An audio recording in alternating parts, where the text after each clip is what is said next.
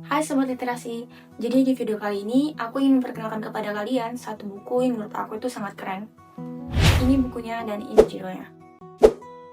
Jadi buku ini merupakan buku karya pertama dari Nur Aulia Rahmadani yang juga merupakan Ketua Umum Himpunan Mahasiswa Jurusan Ilmu Perpustakaan dan Informasi Islam periode 2025. Buku ini baru saja terbit di tahun kemarin, tepatnya di bulan November 2025.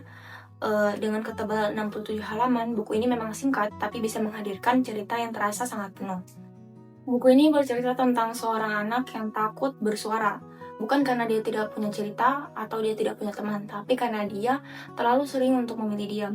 Takut salah, takut tidak dipahami, atau mungkin takut bahwa suaranya itu tidak dianggap. Karena itu, dia mulai menciptakan dunia di kepalanya. Di situ dia bisa menyimpan segala perasaan, ketakutan, cerita, pokoknya semua apapun dia simpan di dalam kepalanya sendiri. Nah, dunia kecil yang diciptakan sendiri itu akhirnya menjadi tempat ternyaman buat dia. Karena di sana dia tidak perlu membela diri, tidak perlu memahami orang, tapi dia cukup ada untuk dirinya sendiri.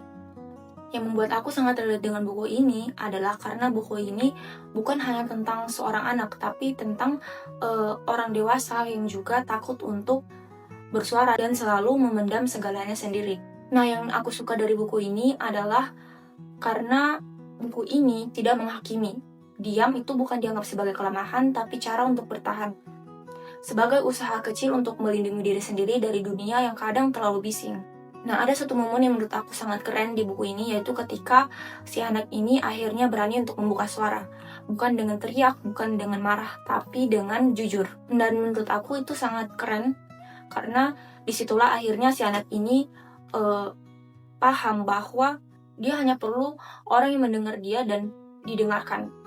Karena saat suaranya didengar, dia merasa bahwa dunia yang selama ini hinggap di kepalanya itu tidak perlu lagi dia simpan sendirian. Buku ini berjalan pelan, bahasanya lembut, tapi mungkin tidak cocok untuk kamu yang suka cerita cepat.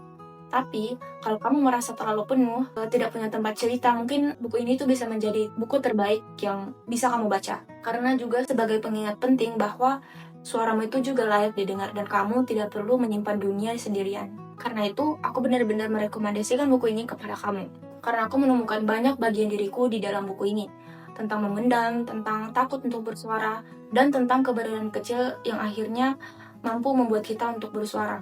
Buku ini terasa seperti pengingat lembut bahwa apa yang kita simpan di dalam kepala itu nyata, dan ketika kita berani untuk menyampaikannya, berani mengungkapkannya, itu ada kemungkinan kita akan didengar. Kalau kamu merasa relate, mungkin buku ini memang sedang mencari kamu.